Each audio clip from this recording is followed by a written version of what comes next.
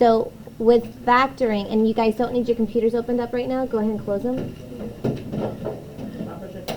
Yeah, go ahead and close them. Okay, so when we talk about factoring, one of the important things to remember is your GCF. Who remembers what GCF stands for? Nathan? Greatest common factor. So we are going to be focusing on a greatest common factor when it comes to factoring expressions. So if I were to ask you to identify the greatest common factors between 25 and 15. Okay, there's multiple ways that you could go about identifying common factors. You could break these up into what we call a prime factorization tree, where you break them into their multiples until it's all down to just a whole bunch of prime factors. So you could do that, or you could just list off the multiplication factors that would create those numbers. So for example, I know that every single number has a factor of 1 and itself. So if I were to list off the factors for 25, I know I could say 1 times 25 is one set of factors. What would be another set of factors that I could put in for 25? Jeremy? 5 times 5. And there's no other factors that can go in for 25. Okay, those are the only factors that we happen to have: 1, 25, and 5. That's it. What about for 15? Again, we can always start off with the smallest clustering, which is that 1 times itself, the 1 times 15. But what else could be factors, Nathaniel? 3 times 5. Okay, so once we've got those listed out, those are the only factors that we're focusing on for here. We want to identify what the greatest common factor is. So what's the largest number that they happen to have in common here? 5, right? 5 happens to be the largest value that they have in common. So its greatest common factor, its GCF, is going to be equal to 5. Now, I can do the same exact thing if it said 25x and 15x. Again, I can list off factors that I know. I know I have my 1 times 25. I know I have my 5 times 5. And I also happen to have a factor of x. X is a factor on its own. Same thing for here. I have 1 times 15, and I happen to have a 3 times a 5, and then I happen to have a factor of x. So not only is 5 their largest value numerically, but x is also something that they have in common as an unknown value. So we would have to include the value of x. So in a situation like this, where we're comparing two terms that have variable factors, the greatest common factor is 5x, and not just 5. So you're looking for things that they would have in common that you can go ahead and pull out. Now, when we're looking at an expression, so if I were to be given the expression, I don't know, we'll say 24xy plus 18y. The first thing that I'm always going to look at is, do they have any variables in common from one term to the next? So does this term have any common variables? What's the common variable between the two terms? Y, right? The y happens to be a common variable that they're sharing. So I know that with my greatest common factor, a y is going to be involved. So the x is not in common from one to the other. So now I'm just going to look at the numerical factors that they have in common. So if I'm focusing on the 24, 24 has a factor of 1 times 24.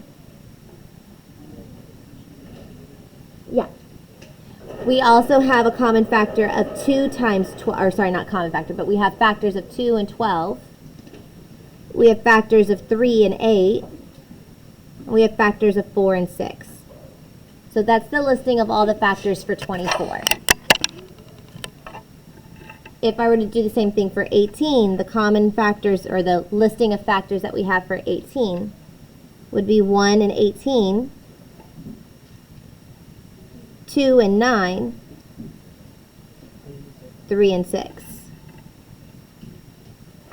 So again, looking through here, I do happen to have a lot of factors that are in common, right? They both have a 1, they both have a 2, they both have a 3, they both have a 6.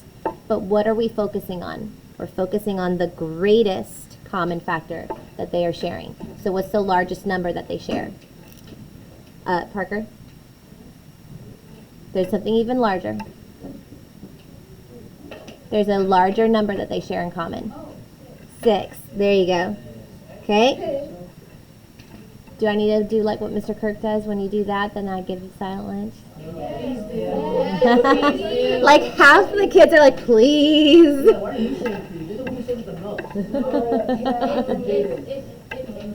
It's annoying. All right. So 6 is going to be the largest number that they have in common. So when we say we're going to factor something out, what we're then going to do is we're taking each of the terms and we're dividing it by 6y so that we can pull 6y out of the expression, and what's remaining still stays inside of parentheses.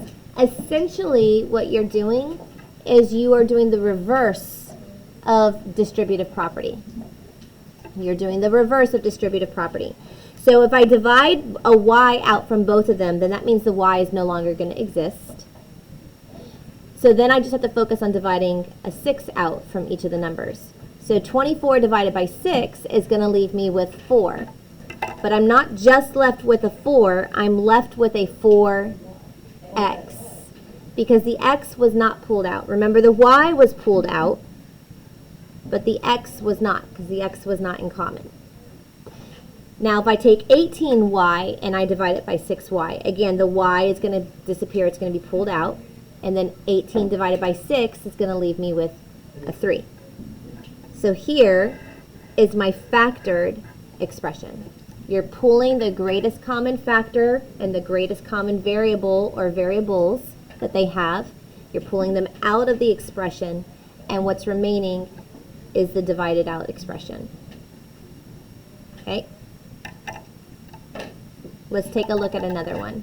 And if you've run out of room, you can flip it all the way to the very back of your notes, the very ending page of your notes, and you should have another blank sheet there. Okay? I always try to give you guys at least 1 or 2 blank sheets or blank spaces in case there's extra stuff that we want to write down. So I'm going to go and flip this over.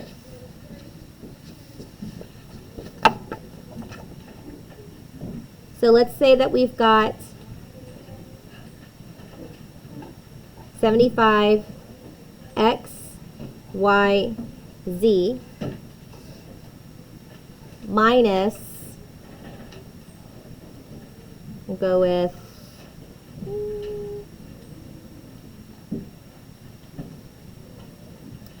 30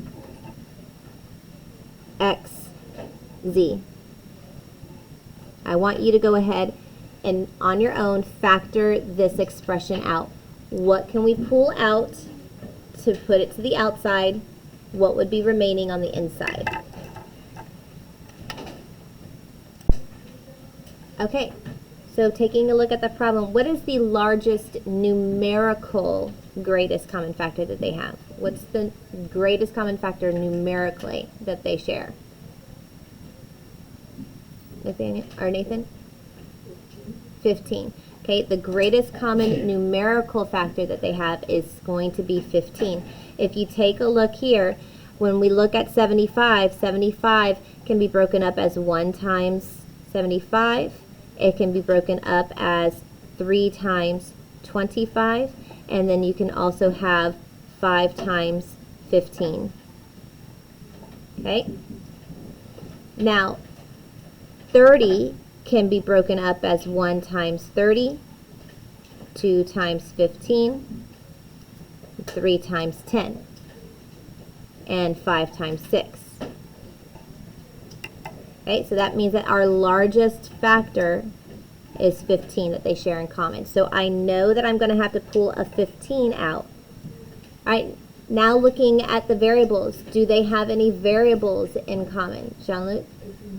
X and Z. So X and Z happen to be in common through both terms. So I can pull an X and a Z out from the expression. Okay, when I pull the X and Z out, then I'm still left with the Y. And when I do 75 divided by 15, I'm left with 5. Minus, okay, when I pull the X and Z out from here, I don't have a variable anymore. And when I do 30 divided by 15, I'm left with 2. So there's my factored expression. Now, there's not always going to be variables that you have in common. Sometimes you might have no variables in common. Sometimes there might not be any variables at all, and you just have to factor out the value, the number value. Okay, but it's a very simple process. So what you're going to be doing today on Google Classroom in a moment, there's going to be a Wayground assignment. You're going to get one chance, only one, and it's going in as an actual quiz grade. Is that understood? So that means that once you get onto Wayground, I need you to close all other tabs. All other tabs must be closed because I'm going to put securely on, and it's going to allow you to have one tab only, and that one tab has to be Wayground. Is that understood? You need to finish this in class. It must be finished in class. It is not going home as homework. You must finish it in class. It does not go home as homework. When you are done, then you can either work on Delta Math if you haven't finished Delta Math, or you can go on to Prodigy. Ollie? You are allowed to use your calculator, your handheld calculator. If you don't have a handheld calculator, come grab one. Yes. Did you finish your Delta Math? You did? Okay.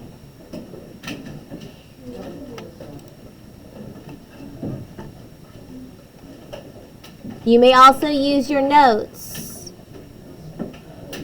You may also use your notes. Yes, dear. Huh? It's not posted yet. It's coming up. Just give me a moment.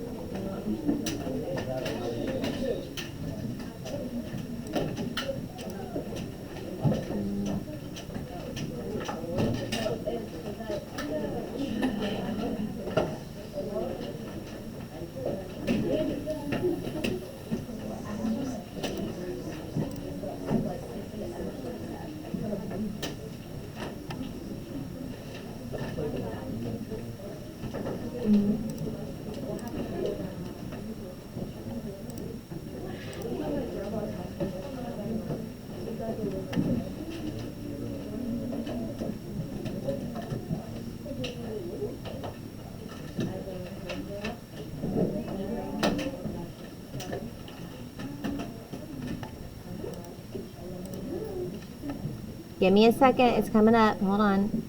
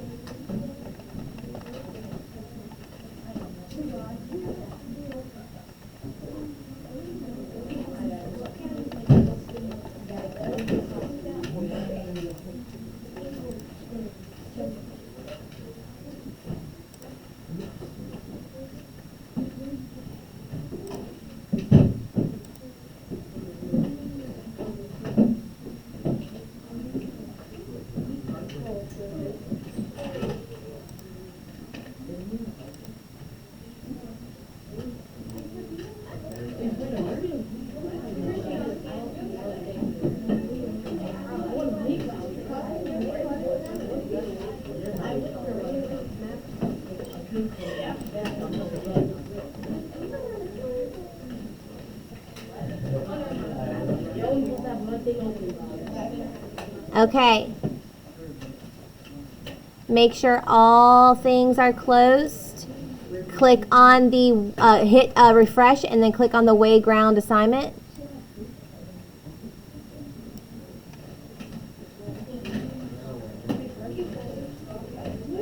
Shh. Make sure you're quiet.